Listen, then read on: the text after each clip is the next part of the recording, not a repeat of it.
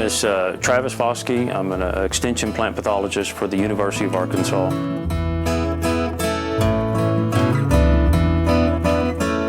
So what I do is work with growers on the disease issues that happen throughout the state. So from foliar diseases to soil-borne diseases, on also mostly soybean issues. When I arrived, one of the biggest issues has been the Frogeye Leaf Spot. We had a grower contact me and he said, I applied Quadris twice and the Frogeye has not stopped. And so we went out to the field, and that's probably the worst Frogeye I've seen since I've been here. And we brought some of it back in the lab and put it on a discriminatory dose of a fungicide, and it continued growing. So what that means is at that rate, the grower would have had to apply 100 to 300 times more fungicide and still would not have stopped the fungus. It had mutated. And that mutation is a quality trait. So it's like a light switch, either it's on or off. And after that point, any reproduction from that particular spore, that strain, is always going to be resistant to the strobilurin fungicides. Now, we're lucky enough that we have the triazole fungicides that are effective. But for that grower that year, that's what he had to do, is to use a different fungicide to manage the disease. We confirmed 7 counties to have the strobilurin-resistant frogeye in 2012, and now we've added a couple in 2013. So it's a progressive problem as they continue to spray fungicides. It is a selection pressure on those strains that are mutated, and they continue to pick up in population more and more. The strobies themselves are not unique to fungicide-resistant issues. They have a single focus. Their mode of action is all the same, and therefore, once that mutation occurs, it affects all of them. And they were first released in 1998, I believe, and by the next year, some fungi that are more capable of higher reproduction, they developed resistance to it already. And that tells you how fast it happens. Since that time, it progresses to more and more. And so it's a high-risk fungicide for developing resistance. Cercospora sagina, the causal agent for frogeye, is at a moderate risk of developing resistance to fungicides. So it's not unheard of for it to develop resistance.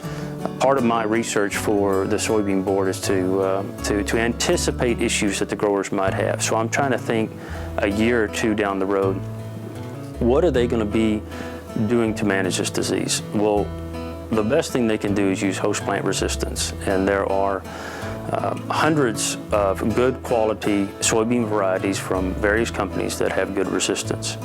And every year we screen for that resistance at the Newport Extension Center near Newport, Arkansas.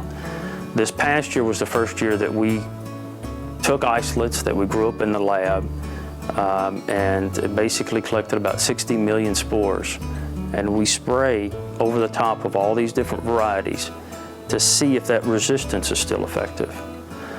As a researcher, that's not enough for me. I actually went out and found soybean lines, genotypes that have the 3 dominant genes for resistance. So I'm getting to the main source of the resistance. So with all those commercial varieties that are out there in the field, we would go through and rate those as well and give them a rating for resistance. And if we compare one year to the next, there's a little bit variation. One year maybe have a higher rating than the other, but they were all comparable. So my point to growers for this next year, if you like what you had last year, if you like the resistance package you had, it's going to work for you again this next year. And that's an important part for managing this disease. And this mutation, as far as our study has identified, there's no effect by that. So the resistance is still effective. The chemical companies have addressed that by not only screening different triazoles that can be used on soybeans, but also combining those with the strobies. So we have 10 or 12 different chemistries of a strobie with a triazole that we've been evaluating in the field. And some of them are a little more effective than others. Some of them it's a different timing, but the triazole seem to be really effective in controlling that frogeye. So that's two of the main methods our growers are managing that, and something we continue to look at. I have here, I can actually see the fungus, and the grower cannot. So he's not able to really understand this host pathogen interaction or the disease itself.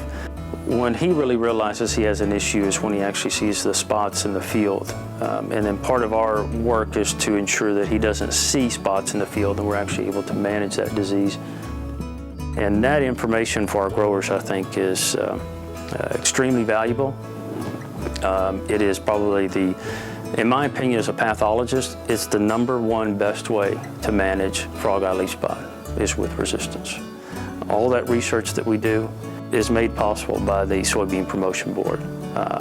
They support us in our research, allows us to be able to travel around the state of Arkansas, be able to do the work that I do, to be able to increase inoculum here in the lab so that we can actually go out and do what we're passionate about, and that's soybean disease management for the state of Arkansas.